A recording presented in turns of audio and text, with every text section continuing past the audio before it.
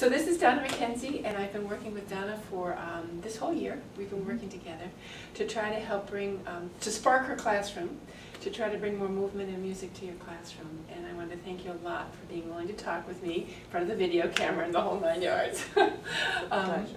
I hope so. So we have been working in a lot of different ways, and I thought the first thing it might be good to talk about, because that's where I felt we needed to start it, was this idea of kinesphere. And we sang a song called Paint My Kinesphere to help the kids understand where their kinesphere was.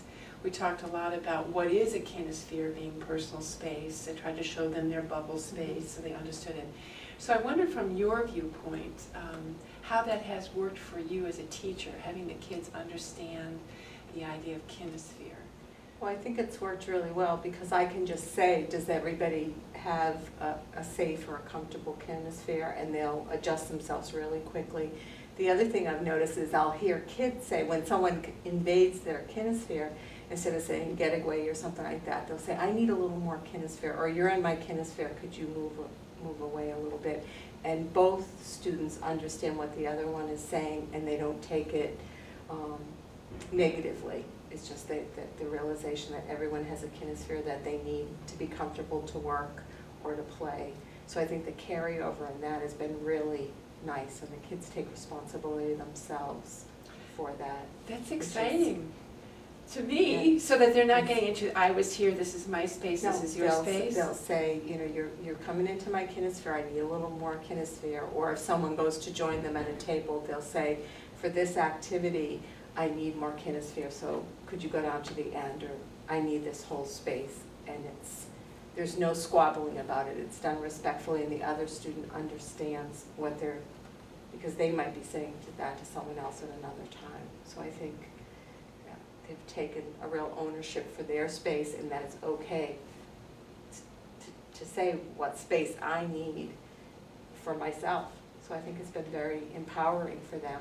Oh, that's fabulous. It's exciting. That is exciting. For such young students to be able to do that. So would you say that I've always felt that investment is worth so much if you do that up front as almost a classroom management tool. Definitely. For me. Have you found the same thing? Definitely, and I think the song, it was their favorite song for the longest time, and still when we're trying to take a wiggle break or something, and I'll say, you know, who has an idea of what we could do, many times they'll say, let's paint our kinesphere, or if we start to do an activity, someone will say, well, we need more kinesphere for this activity.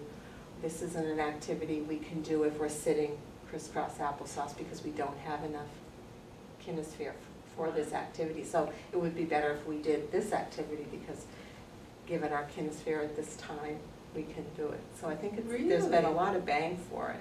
That's terrific. So they really have that understanding, and they're going, I just don't have enough of my own space, and there's not enough of my own personal space to make this work for me or for everybody else. And I think for them and for safety, they'll say, you know, we can't get a big enough kinesphere for safety purpose or for the activity or the materials that are required for this activity.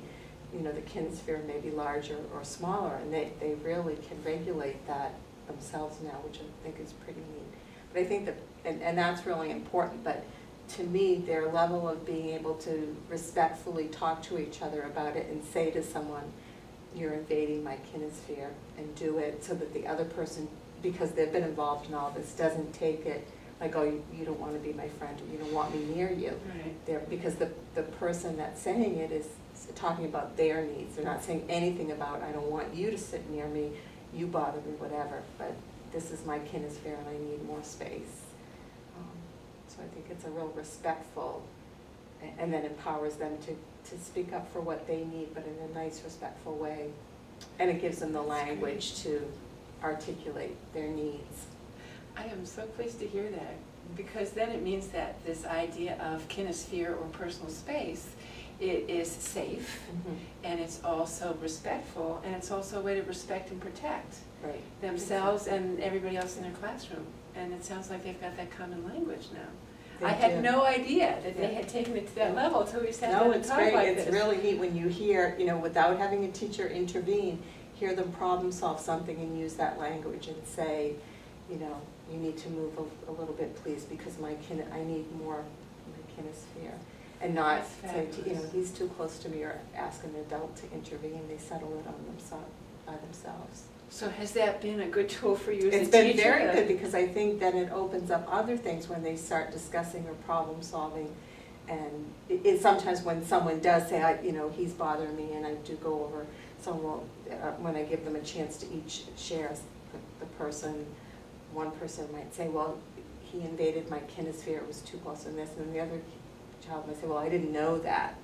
And kids that are, better at talking to each other can solve that without an adult, but it's quickly solved when an adult intercedes. When I just, ask, what's your perception, and they bring that up, then the other person right away realizes, okay, I understand now. Oh, that's fabulous. Yeah. I am so It's really- pleased.